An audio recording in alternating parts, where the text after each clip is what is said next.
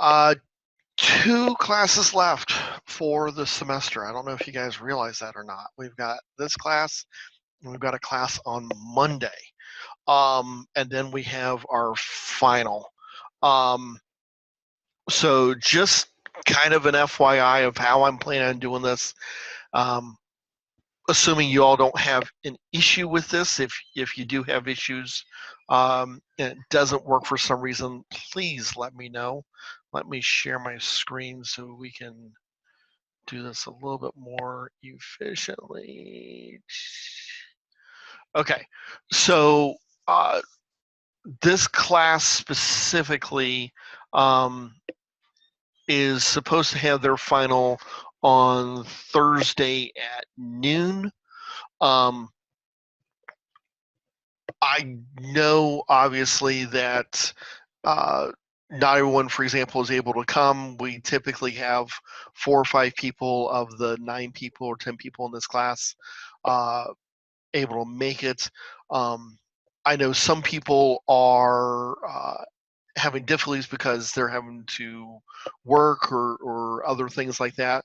So instead of having a kind of a set time for the final, my thought is I would probably turn it on Tuesday and let it run through Thursday.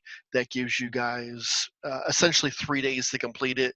It'll be like the previous quizzes that we've taken before this class. It's not going to be a massive cumulative type of exam. At the same time, there is obviously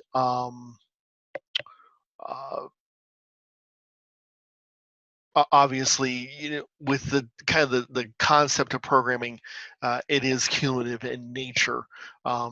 You can't do the steps that we're going to even do today in class without going through the previous week. So I figured the test should take approximately 45 minutes to an hour would be my best guess. I haven't made it up yet, but I try to kind of aim for that as a guideline. So does anyone have any problems with that idea of having it open for those 3 days, Tuesday, Wednesday, and Thursday? Okay. That's what we'll do unless I hear from one of you. If you're afraid to speak up on something like that now, feel free to send me an email if you need something at a specific time, but I figure this is a little bit more generous backup. I've not had a chance to grade the last assignment yet that is on my list of things to do. I apologize for being a little bit behind on that. I have as with you guys, end of term is just crazy for us as well as an instructor. So I am working on that. I hope to get that done this afternoon/evening, which is important because we'll have one more relatively short assignment. Couple things I do want to point out and just make you aware of is that make sure you are properly documenting all of your code and providing kind of good thought and insight into it. That's an important thing. I would like to see, and I have my reasons behind the scenes for that, but it is kind of an important thing. I know I've not overly stressed it, but I saw a good, and it's obviously meant as a comic kind of joke type of thing. But someone had written, I saw someone write on a post the other day, when I wrote this, only God and I understood this code. 6 months later, now only God understands it. That's because you didn't comment, you didn't understand, you didn't write down what you're doing. I know from my own personal life, I did some code, and I hate writing comments as much as the next person, but this was a pretty complicated project I was working on. Had a lot of three-dimensional math in it, which is not my strong suit, I'll be honest. And so I took and wrote copious amounts of comments. I commented everything, and I had to go back to it 6 or so months later. It was about that time frame, and it took almost 2 days of reading through the comments to try to figure out what was it that I was doing originally, You and how do I. commented the comments. It was. I mean, and I didn't write like little one line. Oh, add X to Y. I mean, I wrote 2 and 3 lines of comments in some cases, as my comments, and every function had a. This is my inputs. This is what it's going to output, and this is what it's doing. I mean, it was a complicated. Um, it was actually a plugin that I wrote for a 3D modeling application I used at the time. But and clearly, I mean, we're not at that level of complexity with what you guys are doing in this class. Just being honest. I'm not asking for weird 3-dimensional transforms and taking 2-dimensional matrices, convert them to 3 dimensions, and trying to do linear point reduction and nonlinear point reduction. And I mean, there was some weird math going on in that. But if I had not had the comments, I would have never been able to update the project. Not even close. And even with good comments, it took a while because I had moved on. I was doing other things. And like I said, that wasn't what I routinely did. So the more that you do something, the easier it is. But you want to be able to come back to a project months or even years later and do that. So anyway, that's kind of what's going on for next week for projects and final exams. Monday, I believe, is going to be mostly just kind of an open forum for you guys to ask questions. If you have any questions on some of this stuff, I know some of it's a little bit convoluted, especially the first time you dig into object-oriented programming. We looked at a little bit in Python, but it was very, very high level. This has been more of where what we did in Python was more of like a 30,000 foot kind of overview. What we're doing now is a 5 to 10,000 foot. We're still not in the weeds. If you guys take 2010 with me, or sorry, not 2010, 210, which is Introduction to Data Structures. We're going to go a lot more deeper, and we're going to spend more time on it, and that's actually going to make it make more sense to us. At least what I found in the example, because you're gonna get to spend some time in the details, and that usually actually helps. But you can't get into the details if you haven't been at this level. You have to slowly come down as you get closer to that problem or project set. So I know we're not digging into all the details. The book does go a little bit more into some details about it. And please feel free to read chapter 15. They talk about some virtual functions and polymorphism and abstract classes and things like that. Things that I don't, given our amount of time that we have left in the course and the complexity of it, I don't want to get into. I want to deal with that in 210.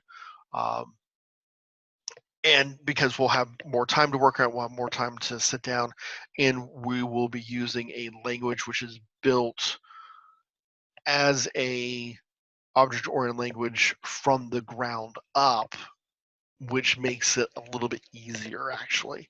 So it's not that this is wrong or hard or anything like that. It's just we want to be as efficient as possible. So that's where we are. If you've not had a chance to sign up for classes for next semester, please look at doing that.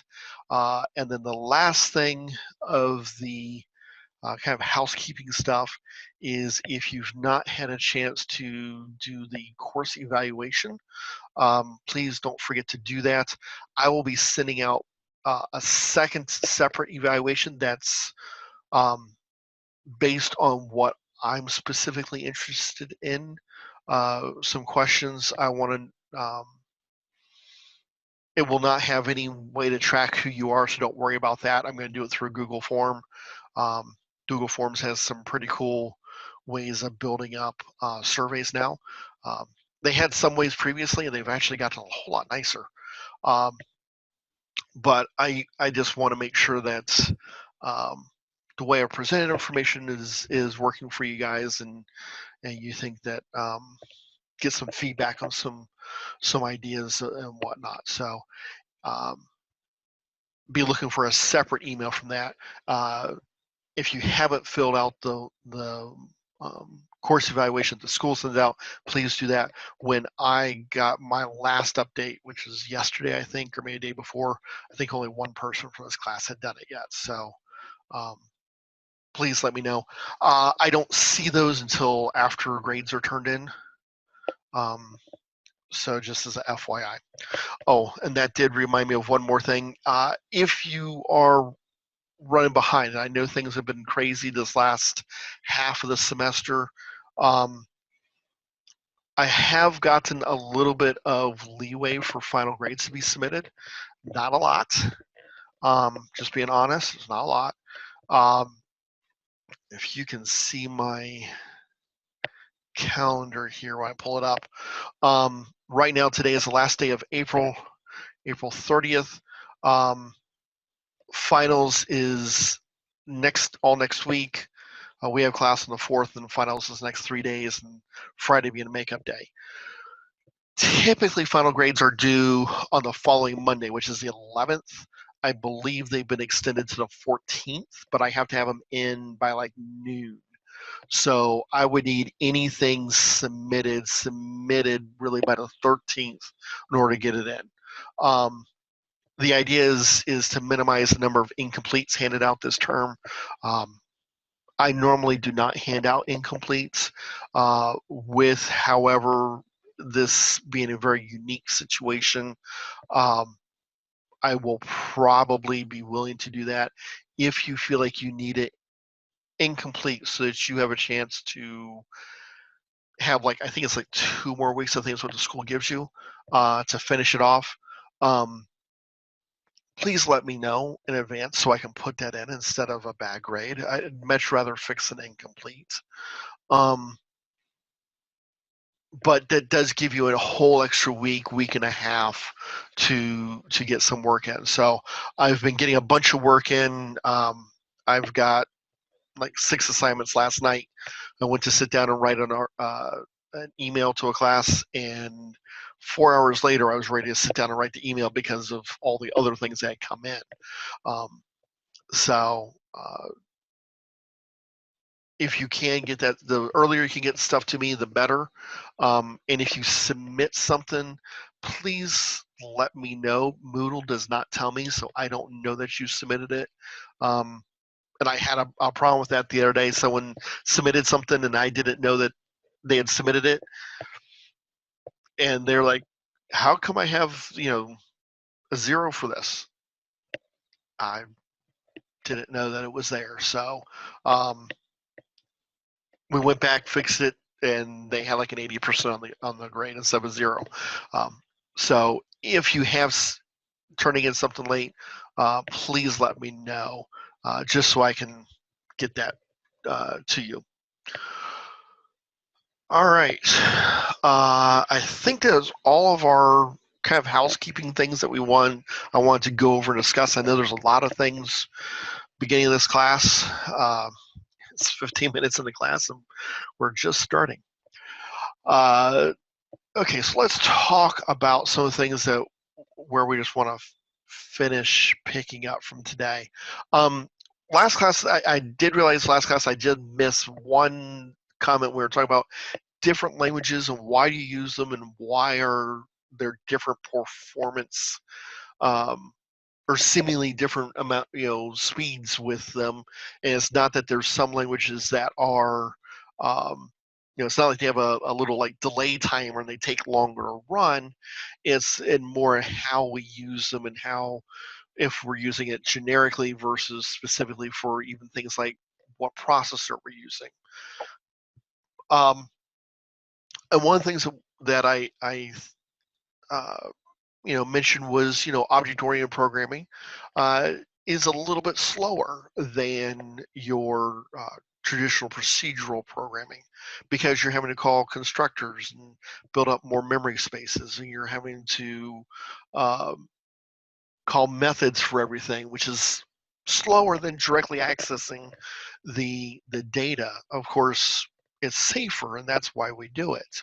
And we talked a little bit about interpreted versus compiled languages.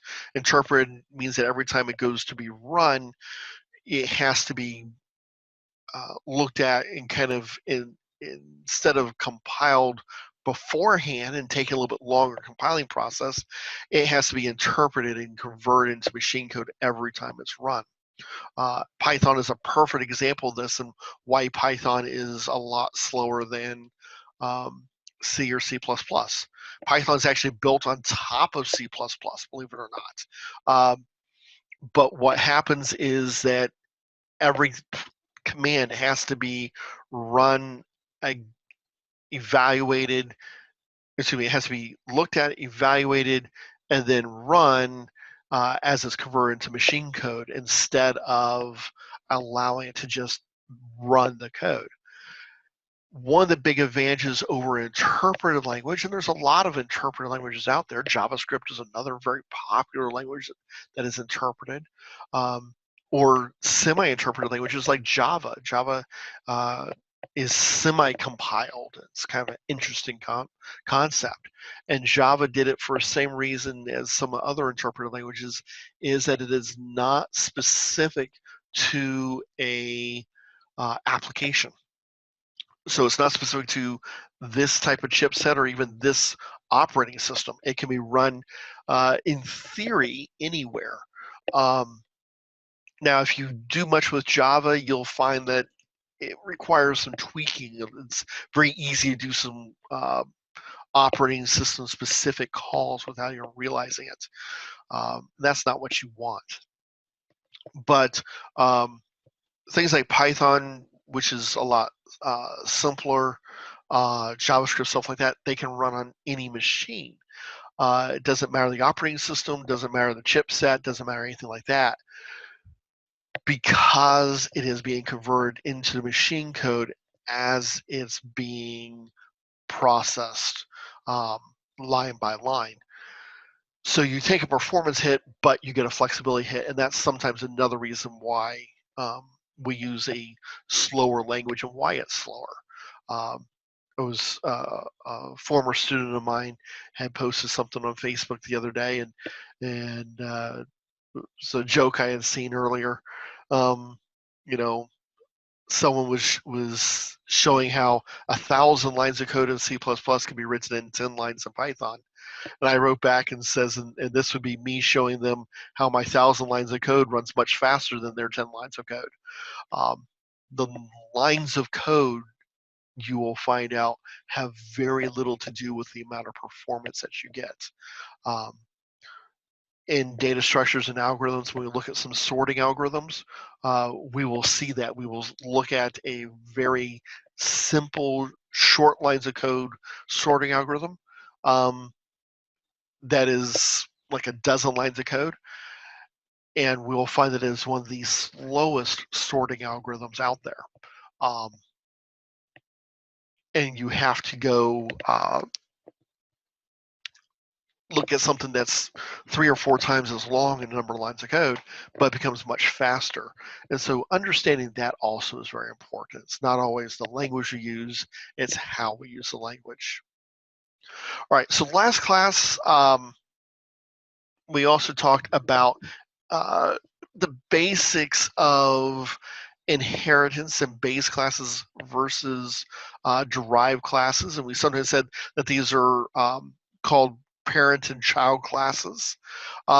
and we said, you know, we could have a generic geometric class, and this will allow us, instead of just having a circle like we've looked at, we could derive from this squares and rectangles and triangles and circles and stuff, but we could get a lot of the base values done right here inside our generic class. And that way we don't have to duplicate the creation of all these individual methods.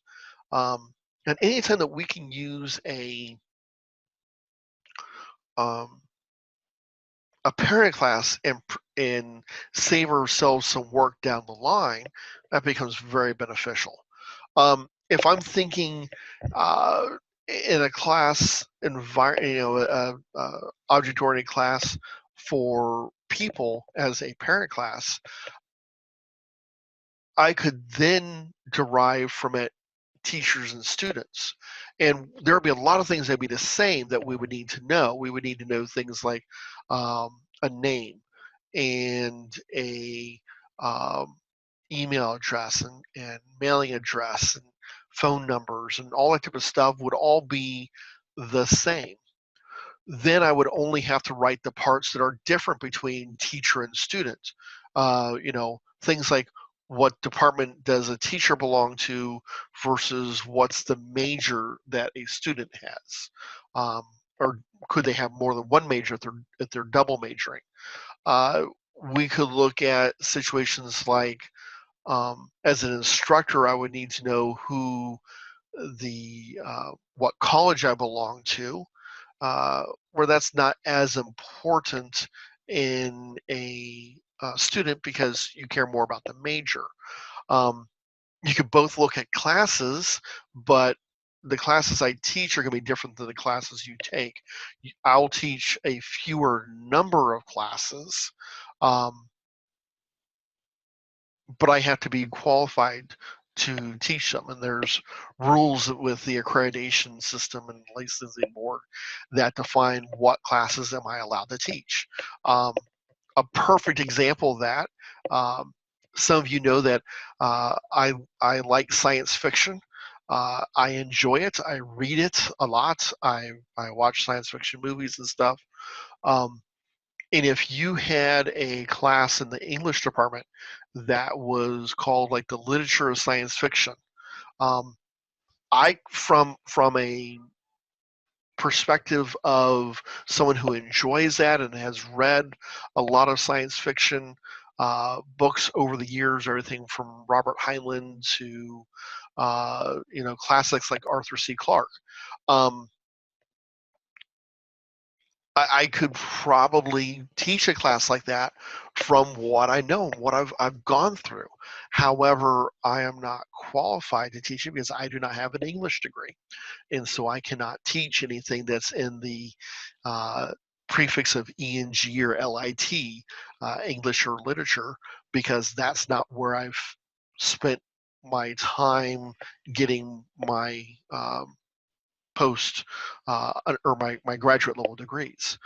You have to have graduate level degrees to be able to teach a college course in a subject. So even though I'm very familiar with the topic, I can't do that. And so how that would be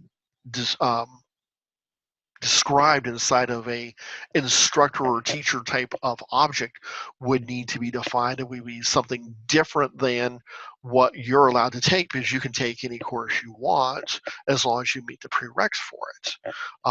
And so there's a lot of interesting things in there that go through that process.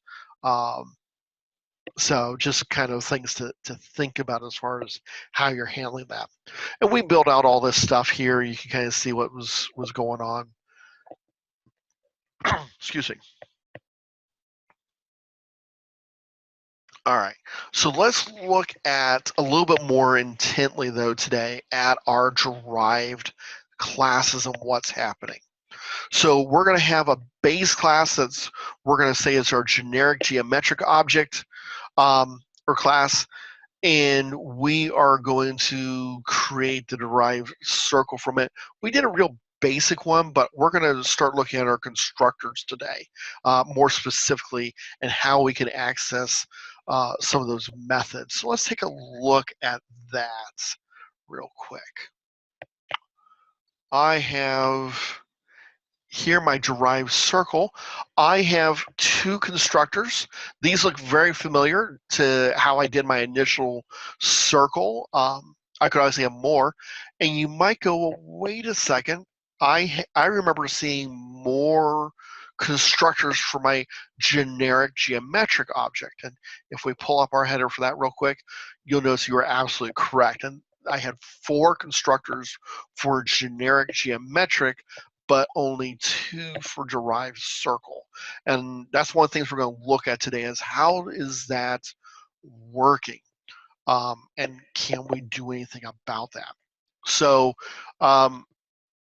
if I'm inheriting my methods and my properties from generic geometric, shouldn't I be able to use their constructors?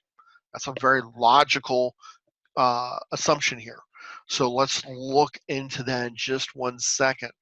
Just showing over here real quick, I've got a derived circle. Notice I have nothing inside of that constructor. It's an empty constructor.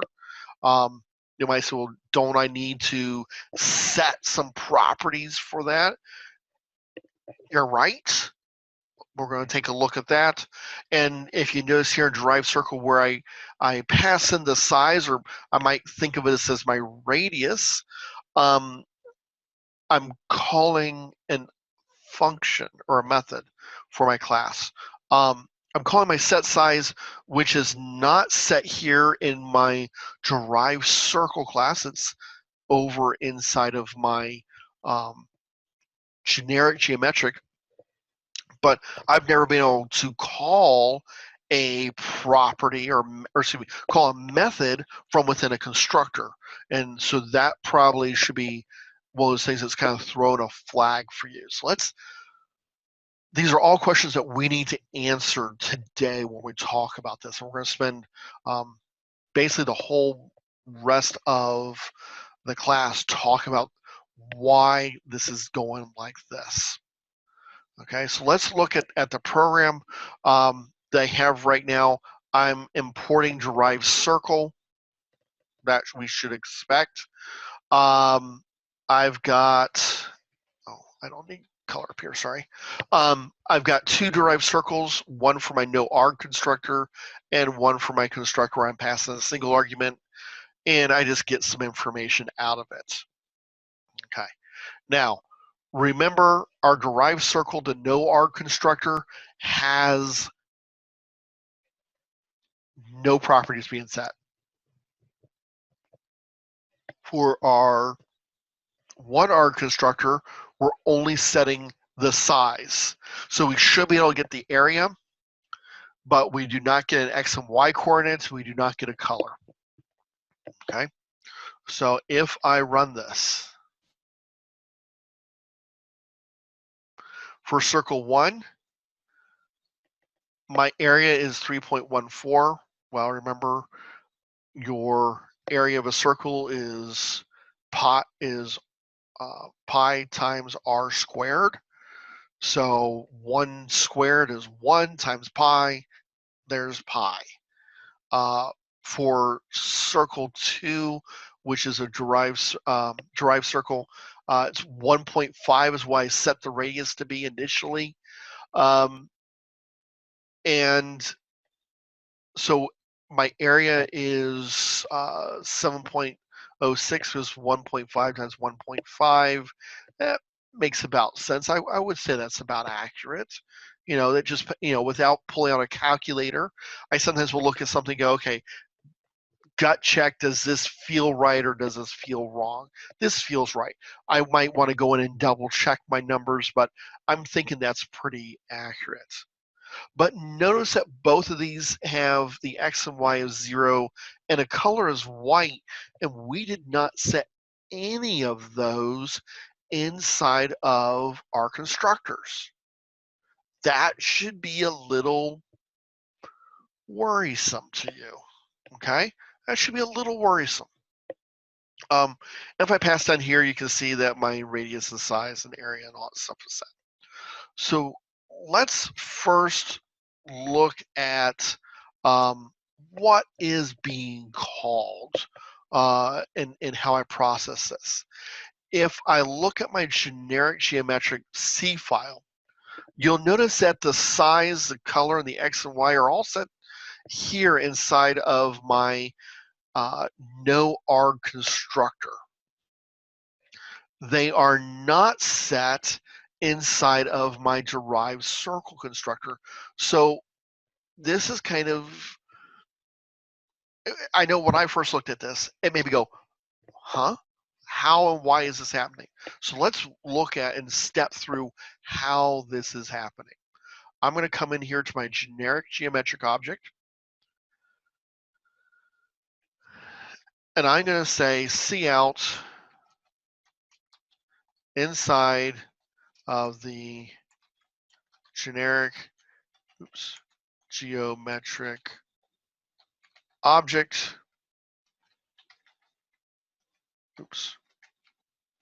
constructor. And this is the no arg constructor. So notice that, now remember last class I said we should not put cout statements inside of objects. I still stand by this. The reason for just doing this is I want to just show you how things are being constructed step by step. Okay, it has nothing to do with what you would never put this normally in here. Okay, so I do want to be clear with this. I am just doing this so we can look at the output as something is created. I'm going to come down here. This is going to be my single arg constructor, and this is going to be my double arg constructor. Okay, and then inside my derived circle,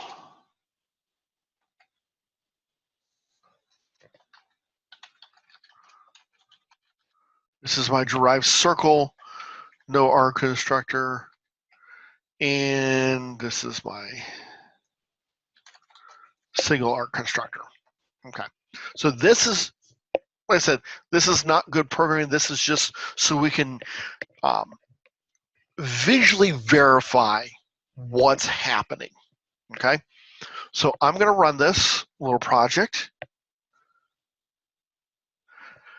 And if you look, my first object, if I switch over here, is I create a derived circle that's a no arg object, no arg constructor. And if you look at my first line, inside the generic geometric object, no arg constructor. Okay, that kind of makes sense, but I call derived circle. I then see inside derived circle object, no arg constructor. Interesting. That should be interesting to you.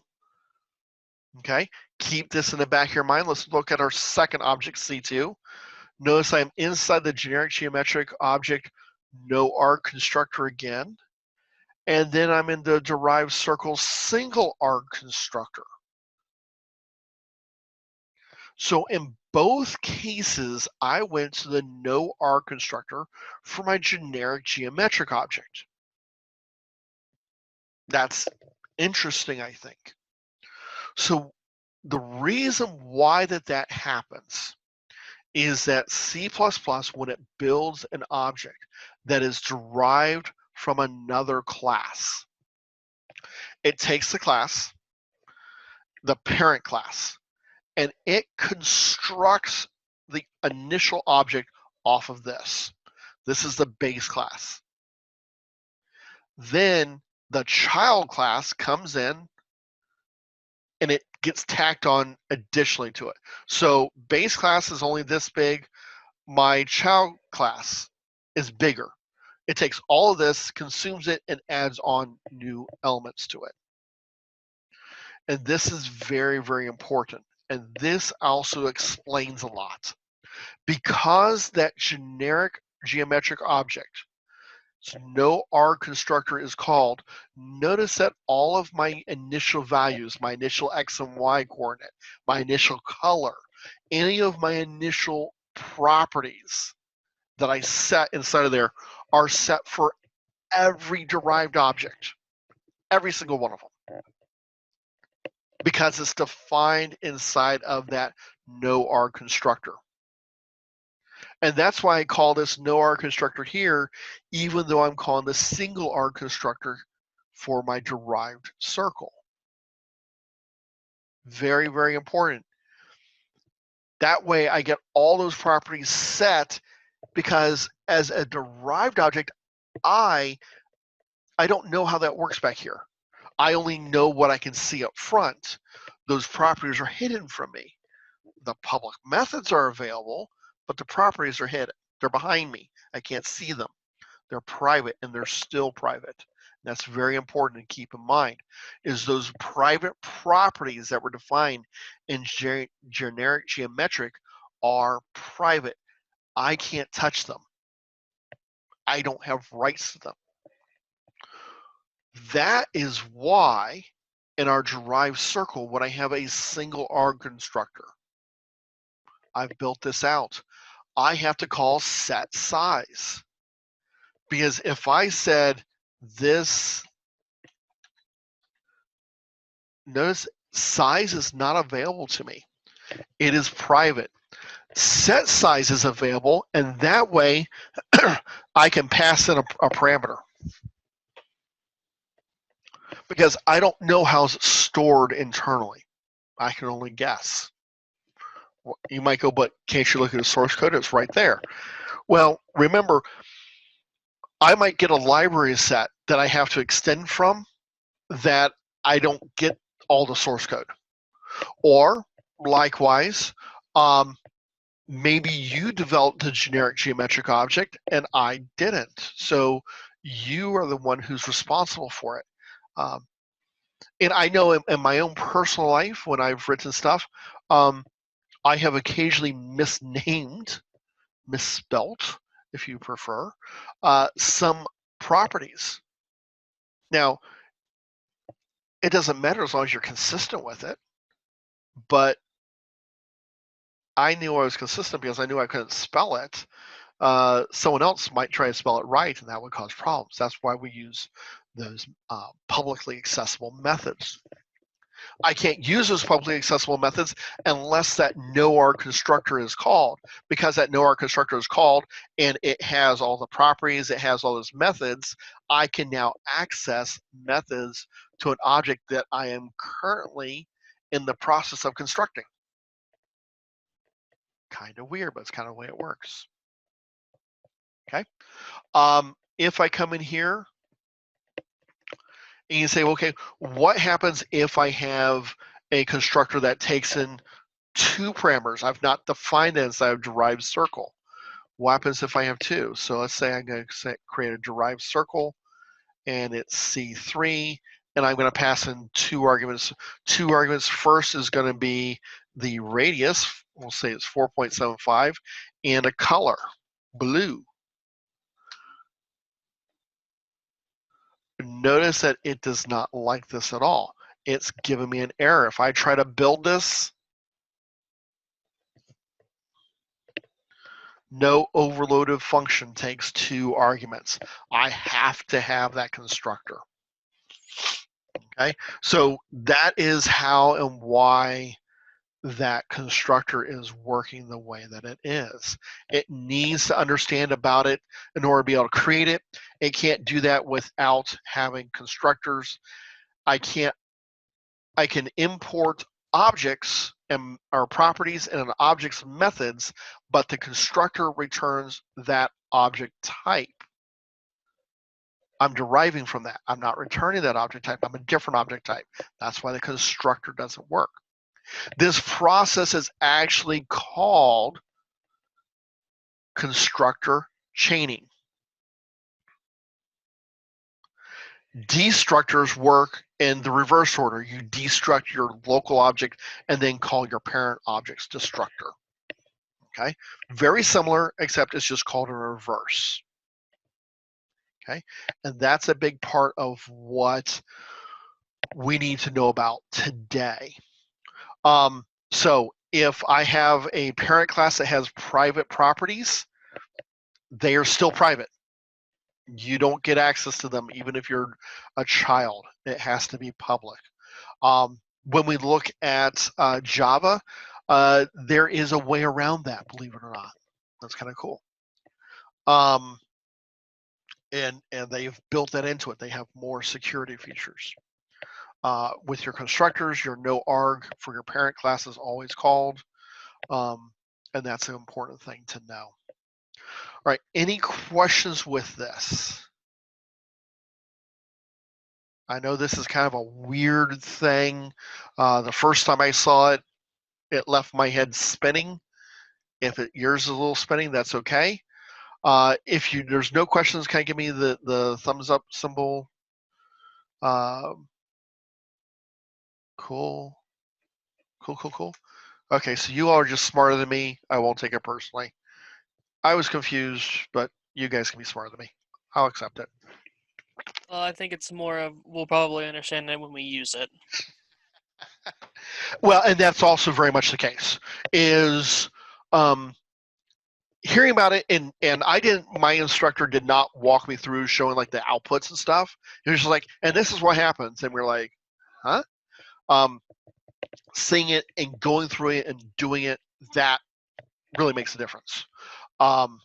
So I think that helps, and then we're going to turn around and work on this ourselves. So I have not had a chance to write up the next assignment. The next assignment, though, is going to take our circle, and that will be a base class, and you're going to create a sphere. A sphere is a logical next step from a circle. They share a lot of the same things, such as a radius, an XY position. You'll need to add a Z position, a Z coordinate, so go to a three-dimensional coordinate system. And your get area will be overwritten because obviously the way you find area of a sphere is different than finding area of a circle. Very similar formula. You can find that online all day long. You also probably want to have a get volume. So what I'll do, I need to write this up. I said it's going to be very simple. Should be only take about 15, 20 minutes in all honesty from our last assignment. But I need to write that up. If you want to start working on that, knowing that you'll be creating a sphere object that's going to have a Z coordinate and that your get area function is going to change, you'll need to calculate get volume. You can start working on that. That would be fine. I need to pause. I'll pause the recording, and you can start working out while I write this up. And I need to take a 5-minute break myself. I am out of water. And I have been talking so much, my voice is about shot. And I have 2 classes left for this class, so I need to get a little bit more. And then you can stay on and ask questions if you'd like. I'd be happy to walk through them because I think doing this, and the more you do it, the more it makes sense. And so being able to quickly turn this around into a something that you're working on, I think would be a really good idea. So I would be more than happy to stay on and answer any questions that you guys have while that's working.